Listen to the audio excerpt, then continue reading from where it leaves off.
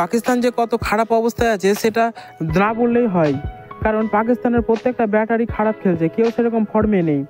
আগের ব্যাটিংগুলো যেগুলো ছিল তারা তো ভালো খেলতো, কিন্তু এখন যেগুলো সব নতুন ট্যালেন্ট ও পিএসএল থেকে ট্যালেন্ট উঠিয়ে নিয়ে আসছে সেগুলো কোনো কাজই নাই।